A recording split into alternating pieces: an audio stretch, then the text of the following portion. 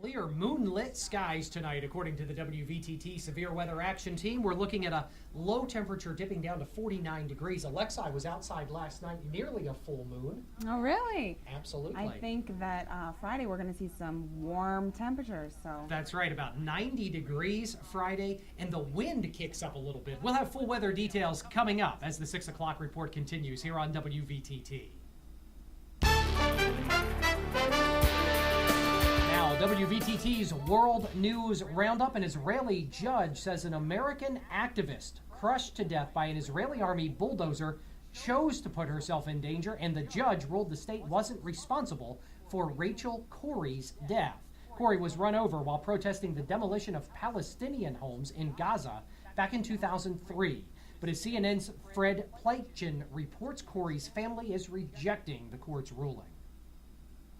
This Israeli military video shows the moments after Rachel Corrie's death. The American activist killed by an army bulldozer in Gaza in 2003, protesting Israel's policies here.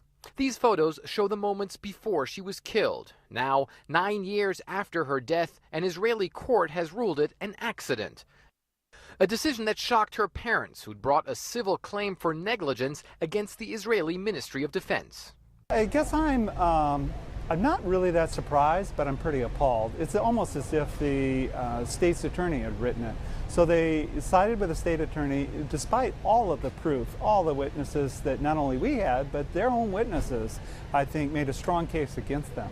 Rachel Corrie was trying to stop a bulldozer from knocking down Palestinian houses when she was crushed by the heavy machine. The Israeli military said its soldiers were clearing land, trying to prevent attacks on settlers and troops in the area, and that soldiers had done all they could to keep people away from the site. They said it was impossible for the bulldozer's crew to see the 23-year-old in their path. In a statement after the verdict, the state prosecutor's office also stated Corrie's death is without a doubt a tragic accident, but it added, as the verdict states, the driver of the bulldozer and his commander had a very limited field of vision, such that they had no possibility of seeing Miss Corrie and thus are exonerated of any blame for negligence. They've lost a loved one, and we can all empathize with them. But I think their criticism of the Israeli judiciary is unfounded.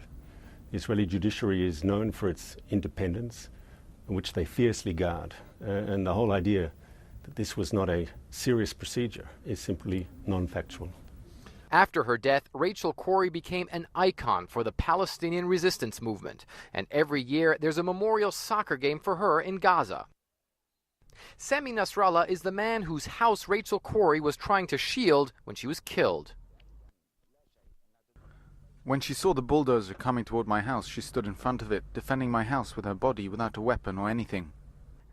The verdict follows findings from an Israeli military investigation that cleared the bulldozer driver and all others involved of any wrongdoing. But Rachel Corrie's parents say they will fight on and intend to file an appeal in Israel's Supreme Court, their final legal option. Fred Pleitgen, CNN, Haifa, Israel.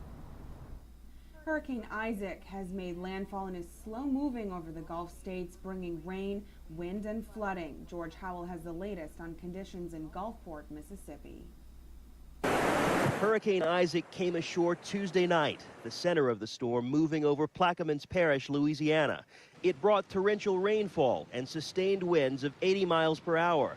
The parish's president says the storm ripped a 2-foot hole in his roof. That's the same kind of damage we received during Katrina, and I'm just blown away that kind of damage from this supposedly Category 1 storm. Gulf residents are weathering this storm on the 7-year anniversary of Hurricane Katrina, which left nearly 1,800 people dead and caused billions of dollars in damage. Though New Orleans is better equipped to handle the storm surge, Mayor Mitch Landrieu is asking citizens to stay vigilant. If this storm hovers over us and we have a lot of standing water in the city, you have a potential for a lot of catastrophe, and then you have a potential for a lot of electrical outages. In Mississippi, authorities say the water has risen faster than expected. A Biloxi resident shot this video before the storm even arrived.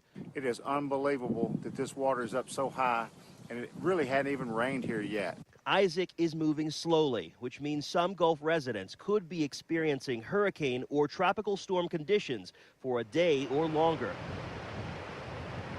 And we also know in Plaquemines Parish, there's concern about an overtopping of the levee there. So a great deal of concern about the possibility of significant flooding. We're talking about a possible 14 to 20 inches of rainfall before all is said and done.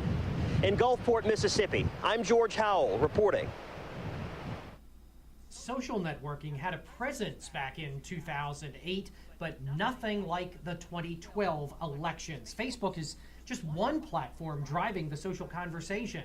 In today's convention download, Karen Kafa catches up with their team at the Republican National Convention in Tampa. About this time in 2008, Facebook marked the 100 million user milestone. In 2012, they're closing in on 1 billion users worldwide.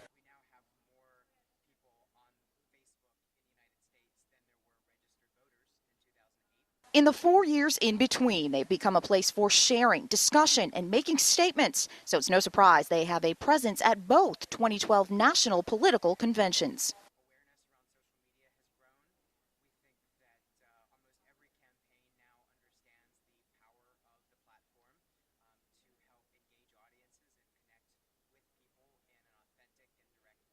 For Facebook staffers here in Tampa, the goal is to get people sharing, everyone from delegates on the floor to candidates hoping to add a more personal side to their politics.